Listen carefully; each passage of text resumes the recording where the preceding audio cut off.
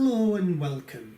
Today I will resolve a question for you. Can your PC edit and play ultra high definition video?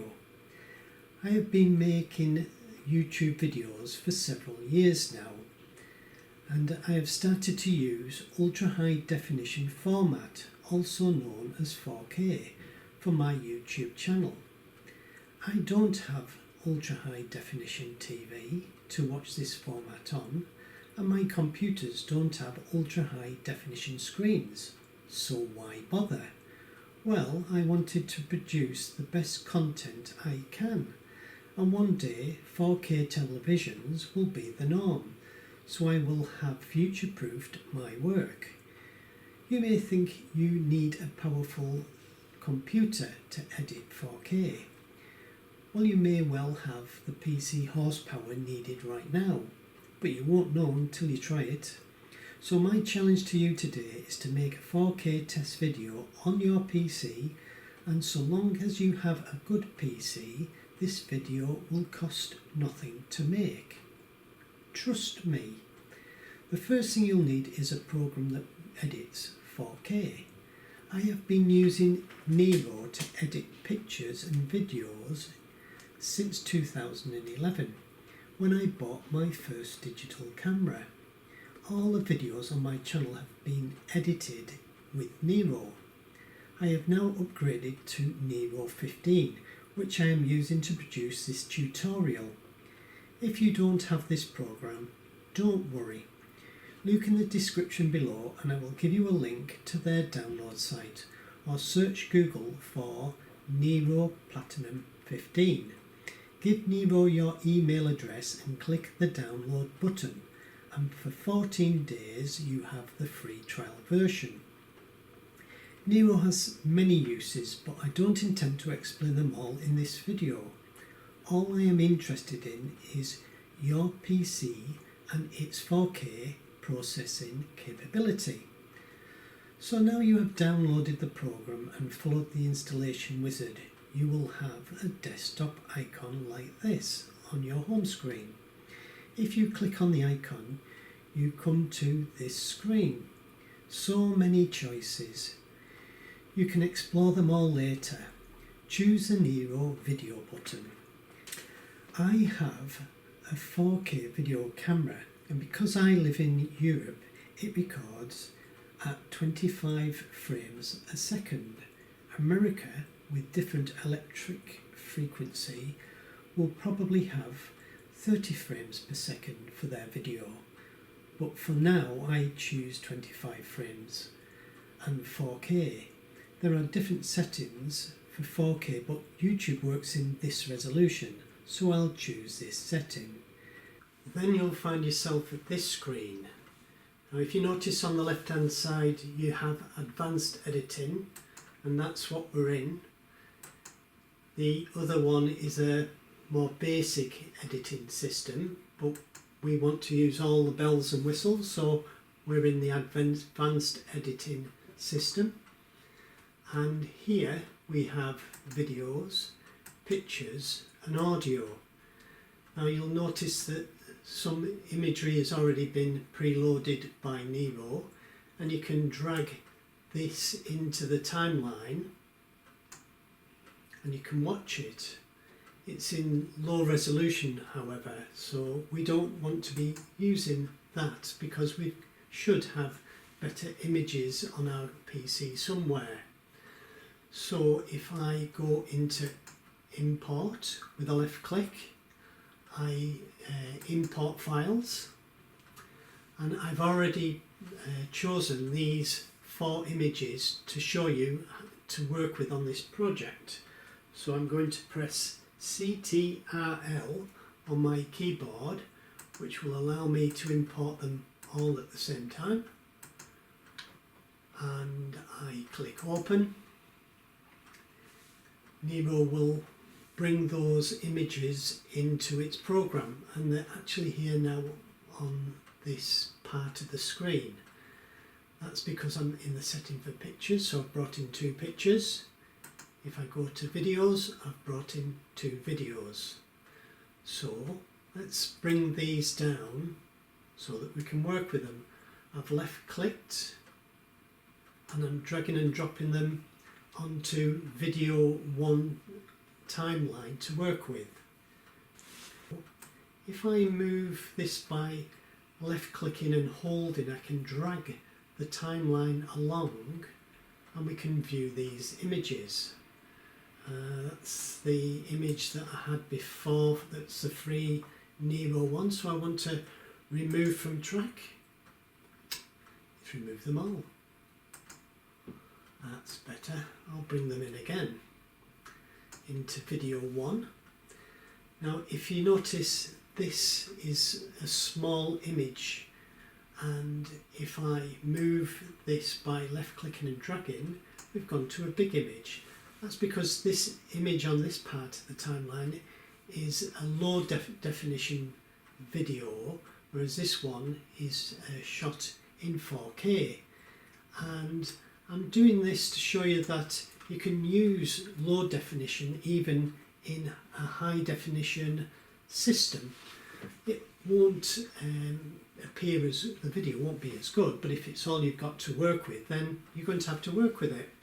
So if I come across here and click to highlight and have the timeline on what I'm wanting to edit, it'll allow me to increase the size of that image as far as I want. Well, I only want it to go to that size, and now I'll be able to watch that.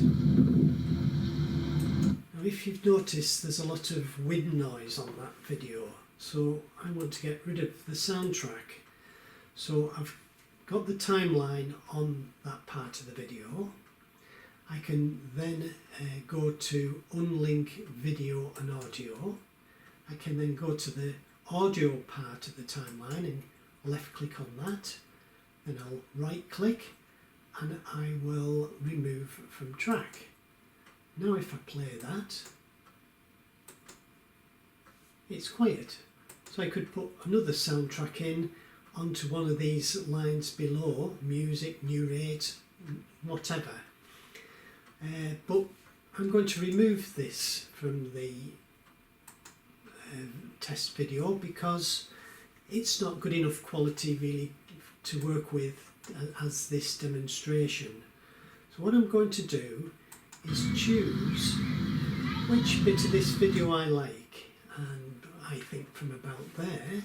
So I'm going to cut that first bit of the video off, and so I'm going to come across here where we have these icons, and I'm going to left click on the scissors, which has selected those scissors.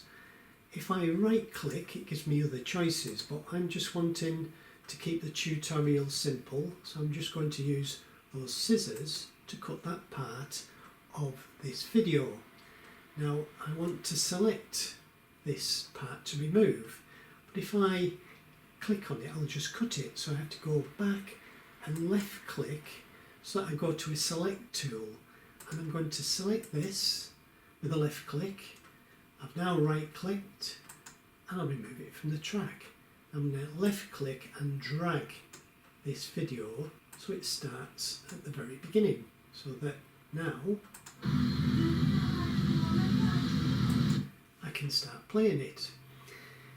But again, I've got the soundtrack, so I'm going to make sure that the timeline is on the video that I want to edit. I'm going to right click.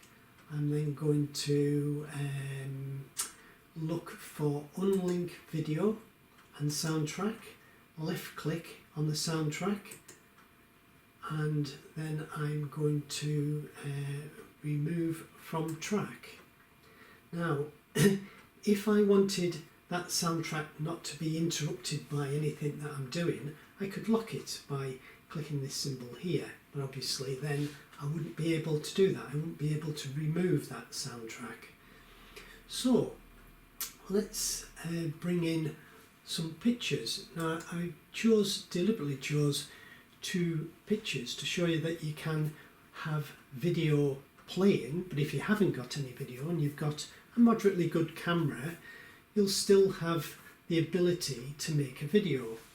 So I'm going to left click and again bring this into video 2, and you'll notice that I brought it above this video, and so this now has priority and it's hiding the video that's below it.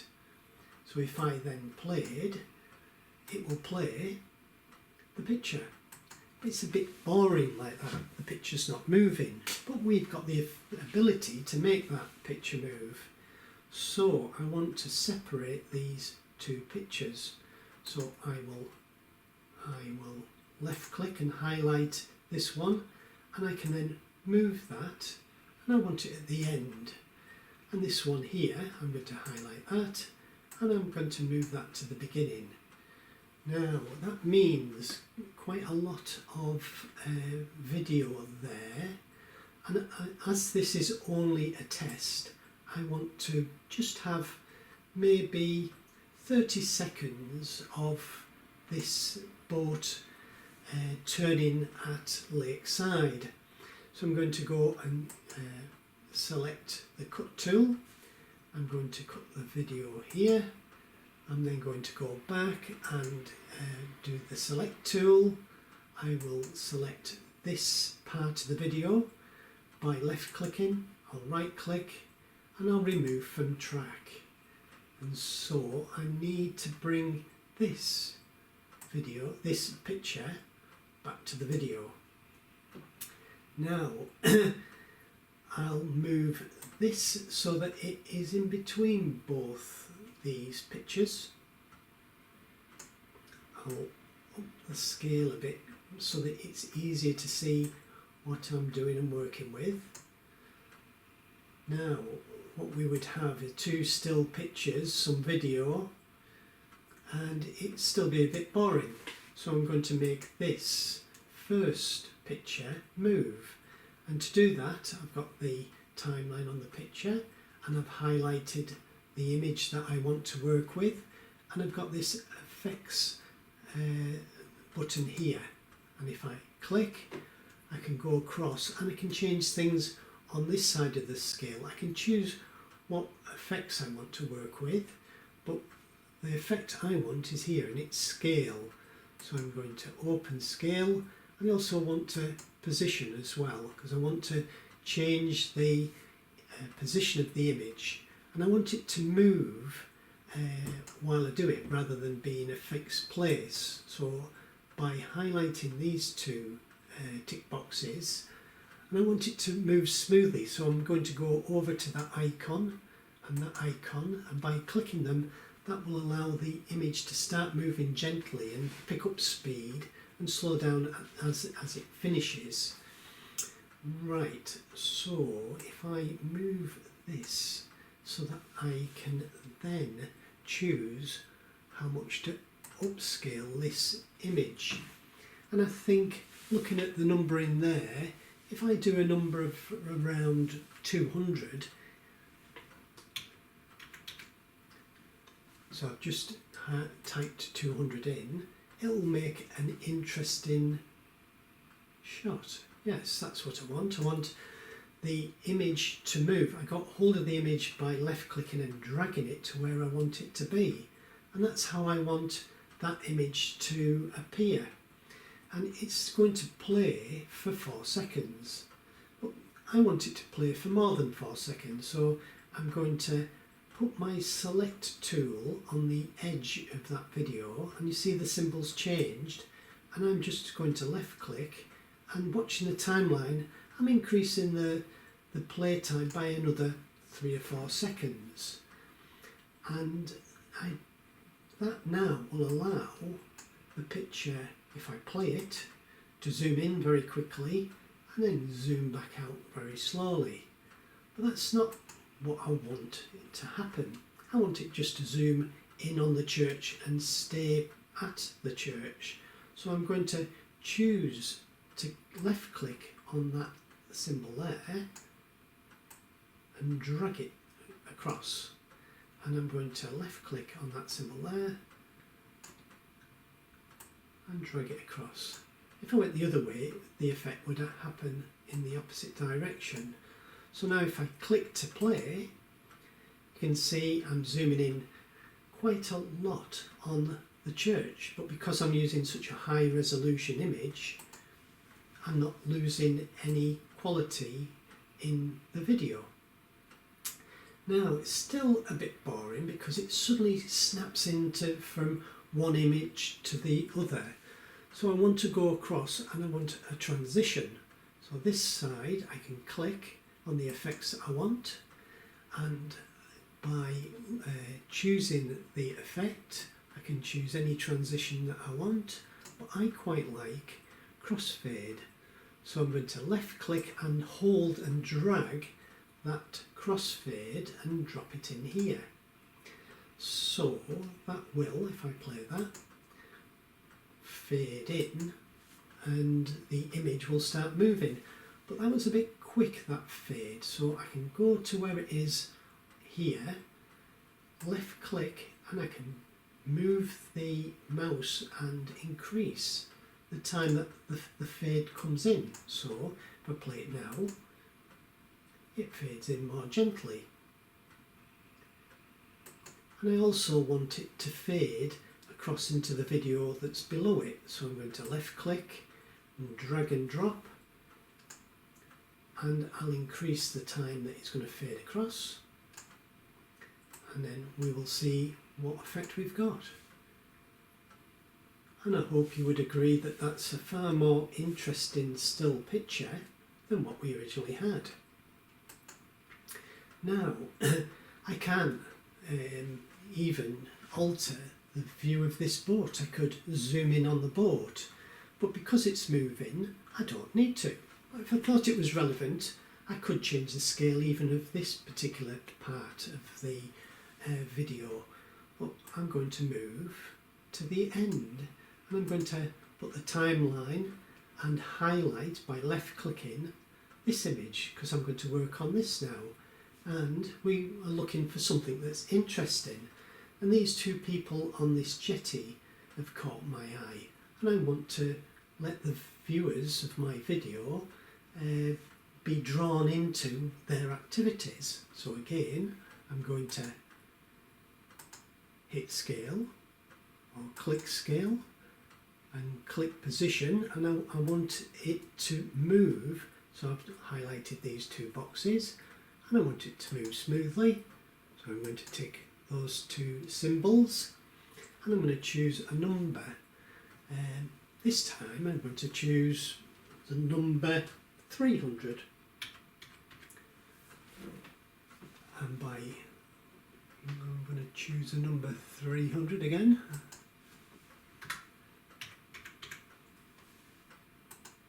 And as you see, the image has been brought in even closer, and I'm just dragging the image to where I want it to be on the screen. And so I'm going to now get hold of that little icon, left click and drag it, and then go down and get the scale and click, left click, highlight it and drag it, and we'll have that movement quite quickly to that point of interest. Now, I started to play it not intending to do that. I'm going to bring the crossfade in again, and we're going to use a crossfade out, and I'm going to leave it quite short just to show you how it all appears. Now if I play the track now, it's missing something, it's missing music, and so I would normally look for a piece of music that I have on the computer that would go with this image, but obviously because of copyright restrictions I'm not allowed to do that. So I'm going to go back to my media, I'm going to go to audio. I'm just going to choose one of these free pieces of music that have been provided just to give us a soundtrack, and so I'm going to drag and drop it into the audio line, and it's automatically cut it to that length. Now if you brought your own music in off your computer, you might have to cut the music to finish at the end of the video, but because it's a Nero piece of work, it automatically finishes at that point. And I could choose to have different effects. I could go into my audio setting and I could choose a fade out for the music, but I'm not going to do that because I'm trying to keep this video quite short and make you understand how easy it is to work with this material, because you can create all sorts of different effects. So now if I play that, it's more interesting. The sound adds something to the video, although it's not my first choice. But we're starting with a blank screen, and I want to say to the viewers something about this video when it starts. So I want a piece of text. So I'm going to choose text. I'm going to look for the type of text that I want, and I want it to fade in. So I'm going to choose fade in by left clicking. I'm going to drag it across. Now I've got nowhere to put it, but I need to go above for it to go where I want. So I've opened up this timeline, this new video section I should say, video 3, and that allows me then to play this over the top of everything that we've done so far. And I can move this so that it plays where I want it to play. Well, if I bring this across here, that's where it would start to fade in. Interesting. Or maybe I would want it at the very beginning so that it fades in earlier and it comes through the black and so highlights it. I think that's what I'm going to choose here. So I highlight it by having the timeline on it and clicking it, and then edit, and I can choose what text that I use.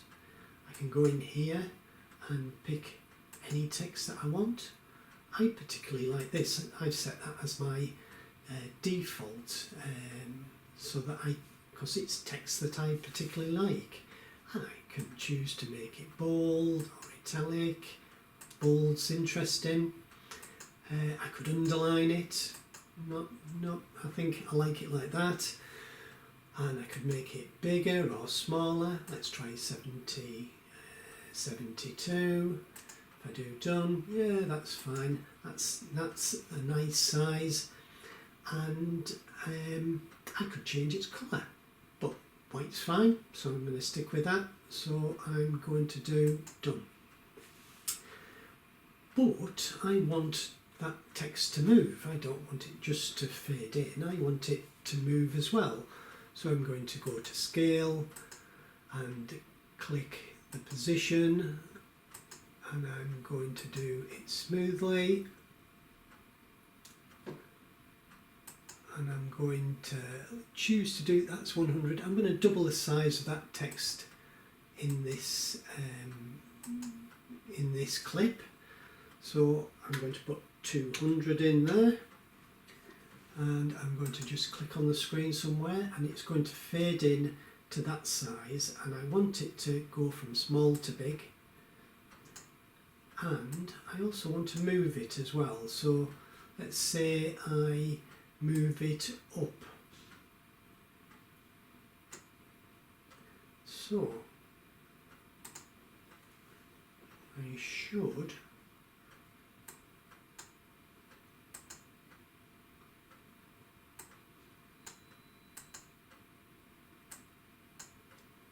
now, if I play from the beginning, I should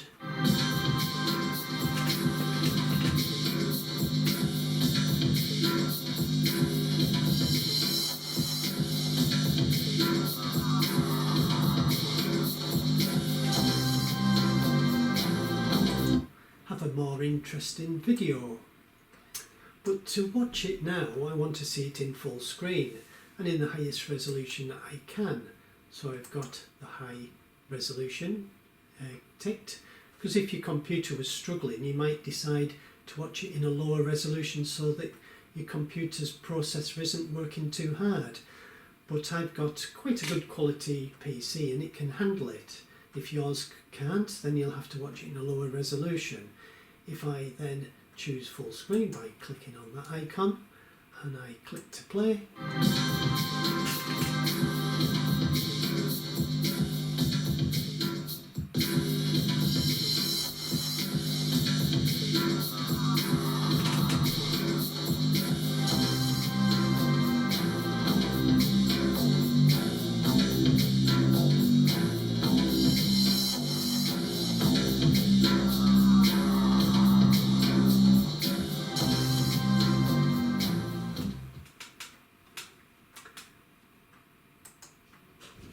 and I'll go back to the screen where I was working.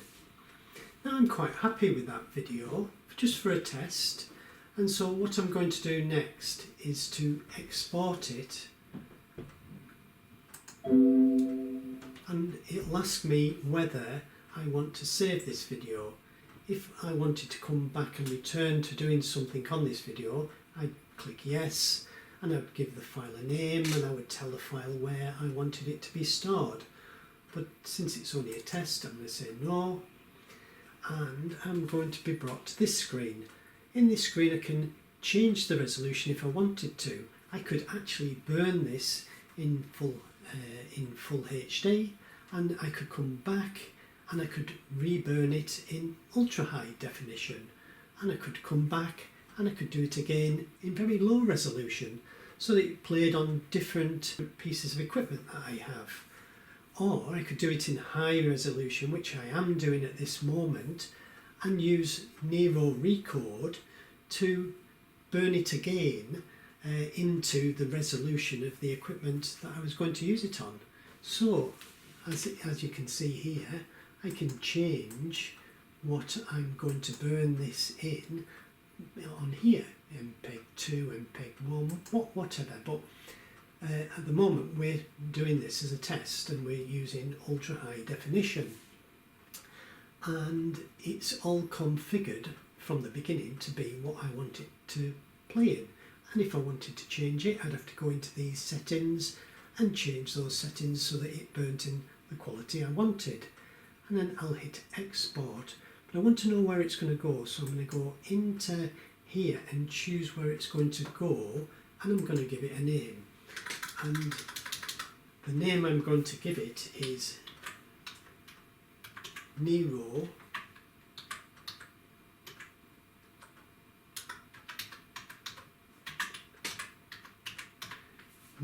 Project Test, and I'm going to save it in that file. Now when I hit export, it will start recording that video, and as you see the line on the bottom moving across the screen, that's the speed that it's able on this PC to record it. Now, as I said, this particular PC is quite a good one, so it won't take long to go through the process, and you can see your work. Although it looks fairly juddery as it's doing it, it's giving you an idea of how far through the video you are at the time.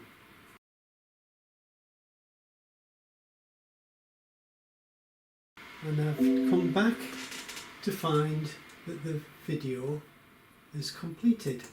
It's burn, and I am brought back to this screen. I'm going to downsize this screen. I'm just going to leave it there in case I want to revisit that project. Although I haven't saved it, it's still there. I can still go back and work on it if I don't like the effect.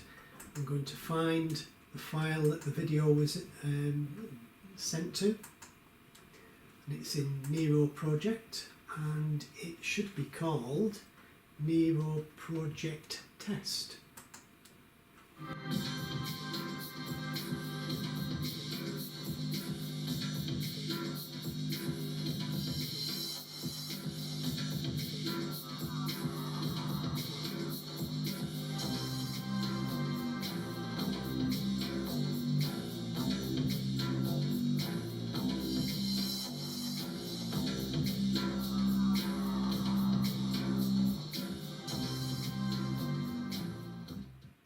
This PC has no problems playing this 4K file. If your PC does, It is not the file but your PC and its capabilities that's a fault.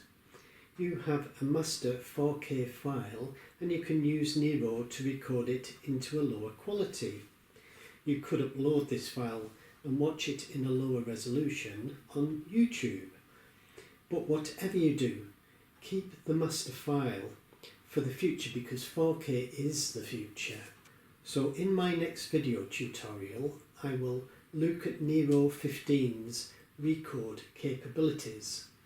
Just a reminder, I have a link in the description below to Nero's website, and I have a link to a playlist of videos made using the techniques from this tutorial.